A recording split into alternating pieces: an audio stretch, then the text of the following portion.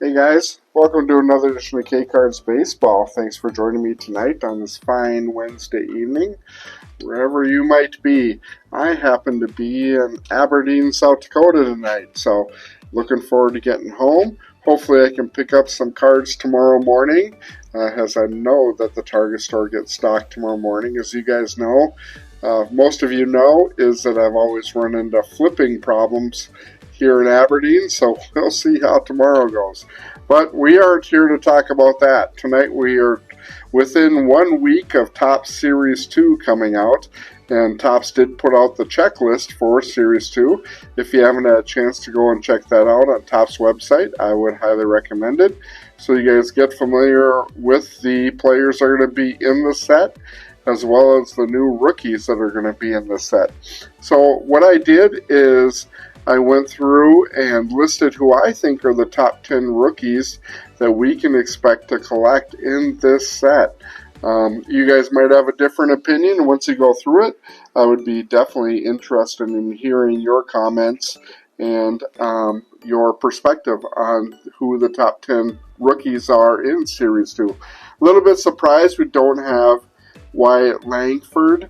We don't have Jackson Churia, or we don't have Jackson Holiday. I don't exactly know why those players aren't in this set, but I would expect them to possibly be an update.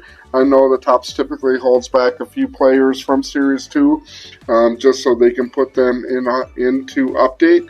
So I'd expect them to be in update. I don't know if Paul Skeens will be an update. I would imagine he would be. But we will see. If he is in update, I would imagine that'll really boost the update sales once it comes out here in about September time frame. Without further ado, let's go through this top 10 list. Hopefully the colors on here made it fairly easier for you guys to read.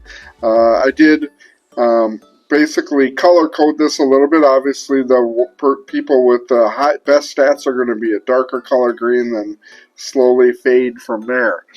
So first up on our list, number 10, rookie in Topps Series 2, I have Noelvi Marte. He currently is listed as the ranked number 21 on the prospect rank. His batting average is 283 for a career.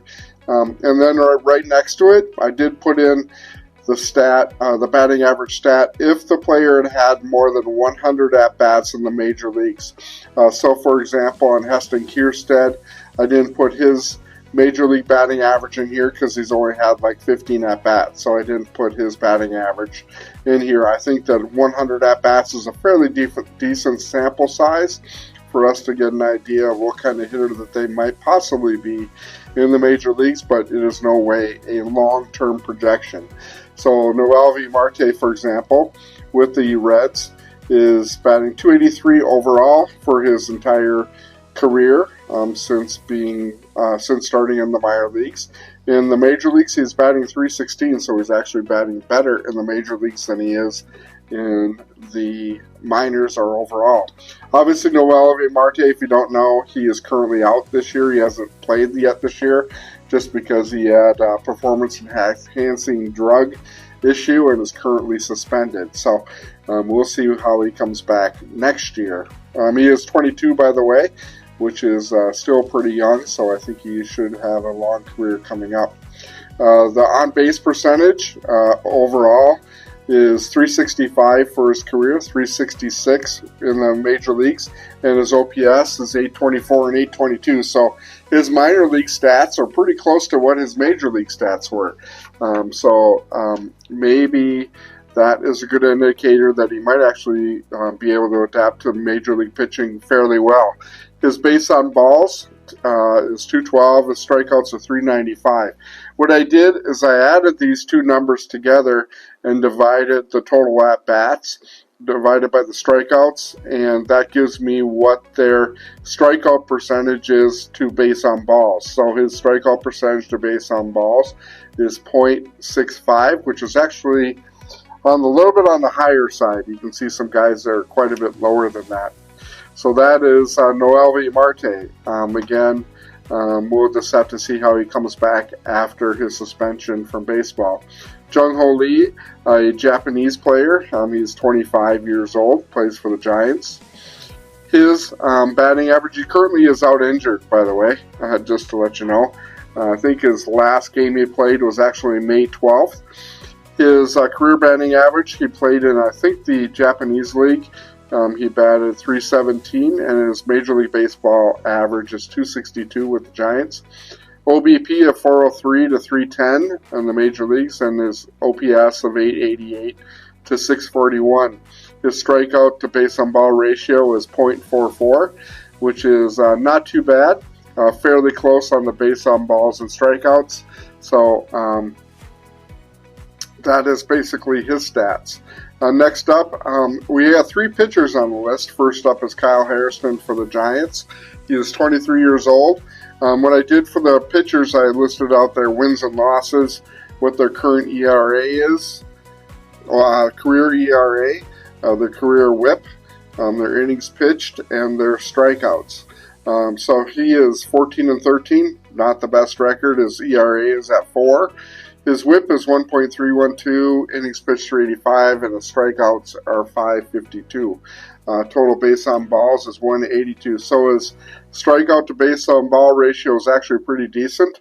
I should have added those together, but you guys can get an idea about what that is. I heard he has pretty good stuff. I don't really know that much about him. I don't spend a lot of time studying pitchers. But I've heard his stuff is pretty good, and I would expect him to be a part of the Giants rotation probably going into next year. Heston Kjerstad of the Orioles. We all heard a lot about Heston Kjerstad and where he is at. He currently is 25 years old, a little bit on the high end. He has been in baseball for 5 years now, so he has been playing for some time in the minors. His prospect rank is 32. His batting average is .321. Like I said, I didn't put a Major League batting average in here because he hasn't had that many Major League at-bats yet for us to get a good indication as far as what his Major League Baseball batting average will potentially be down the road. His OPS, career-wise, is .397. His on-base percentage is currently .397, and his OPS is .952. The base on balls to strikeout is .292, which is actually pretty darn good. 383 base on balls to 158 strikeouts. That is pretty outstanding. He obviously has pretty good plate discipline, which I think will bode well for him going forward. That is 292 is actually really good.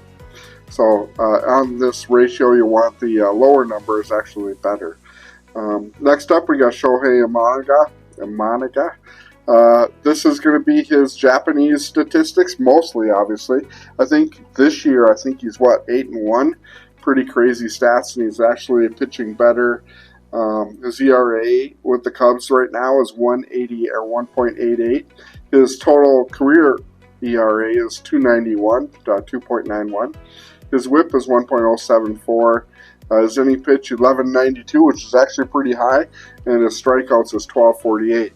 You guys might be wondering why I didn't put him a little bit higher on the list because of his age. He is 30 years old, so he's a little bit older for a rookie. So that's why he isn't up lower or up at a higher rate on the list, because of his obviously being that age. His long-range perspective, he might not have the career stats as what a Yamamoto would have, for example, or even a Kyle Hairston at 22. So that's why I put him at number 6. Number 5 on the list, I've got Jordan Lawler from the Diamondbacks. Prospect ranked is number 11. I believe he's currently out injured, and he has been out injured for a while. His batting average is .284 for career, .388 on base percentage. His OPS is .877. His strikeout to walks, he's got 131 base on balls to 243 strikeouts, so 649 is his base on balls to strikeout ratio, which is actually about mid-range compared to other prospects on the list. So that is basically Jordan Lawler. I think he will be a pretty decent long-term prospect, but we will see. He's still pretty young at 21 years old. And I would expect him, if he comes back from injury, to be in good shape going into next year. Pete Crow Armstrong for the Cubs, number 16 prospect rank going into this year. Average 288. He has struggled quite a bit in at the major league level. He's batting 235 at the major league level. His on base percentage 361 to 293. His OPS of 858 to 632, and his strikeouts to walk ratio is actually pretty high at 741. So that is pretty high. Hopefully. I believe he went back down in the minors. I would hopefully expect him to get some more seasoning down there and hopefully come back in better shape next year. As we know, a lot of the prospects that have got called up this year have really struggled, and that's why you've seen a lot of back and forth. Even Jackson Chourio and Wyatt Langford have been pretty much at the major league level all year long, have struggled quite a bit, but it's good training for them, and they might actually be better off than a Jackson Holiday or a Henry Davis, who came up at the beginning part of the year or middle part of the year, or at the beginning part of the year here, and struggled and got sent back down. So hopefully these guys that have been pretty much staying up at the major league level will benefit in that in the long run. Anyways, moving on, Junior Caminero. Young guy. He's only 20 years old, so he is the youngest on our list. He is prospect rank number 4. His average is 307 in the minors. His OBP is 372, and his on-base OPS is 922. Base on balls to strikeout, pretty major issue. Only 9 base on balls to 120 strikeouts. Pretty poor plate discipline there. Hopefully that this number improves quite dramatically before he gets called up on a permanent basis. So 9.9 strikeout to base on ball ratio. Pretty high. So hopefully he gains a little bit better plate discipline. That is pretty crazy. Mason Wynn for the Cardinals, who's been up pretty much all year. As I was going through this, you can see his stats he doesn't really have any green in his number, but obviously he's played a lot at the major league level this year and is actually doing fairly well. He is the 43rd prospect ranked, 270 career batting average at the major league level. He's at 253. Obviously he's got the most major league experience of any of the hitters on this list. The OBP of 345 to 306 at the major league level. The OPS 765 to 666. And 192 to 372, which is actually pretty high on the strikeouts to base on balls, 659. But I would expect, similar to what I just spoke about with Wyatt Langford and also Jackson Chourio, I would expect him to really benefit quite a bit from being at the major league level all year long. I would expect them to really be improved going into next year. We still have a lot of time. Obviously, the Major League Baseball season, we still have a lot of time left this year.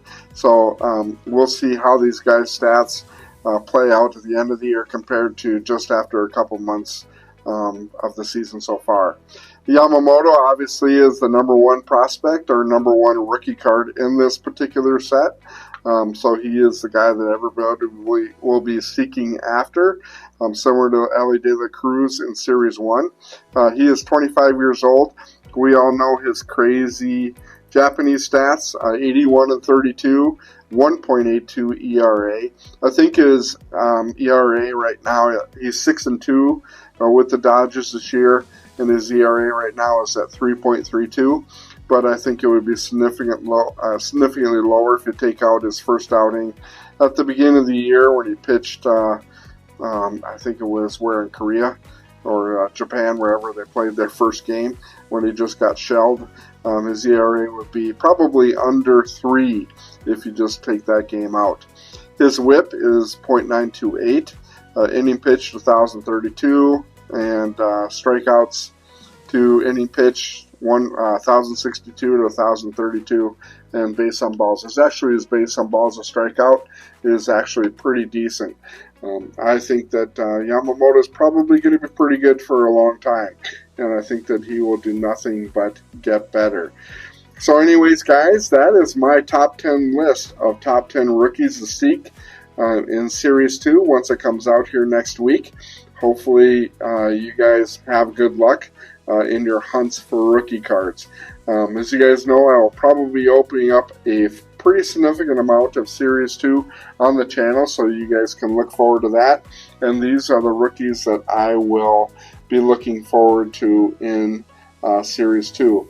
Actually, I'm a little bit disappointed in the list. I'm without any of the big name ones in there with Wyatt Langford and whatnot not being listed in the Series 2, but that'll definitely help out and update, hopefully. Anyways, guys, that's all I got tonight. Thanks for joining me, and be safe and happy collecting.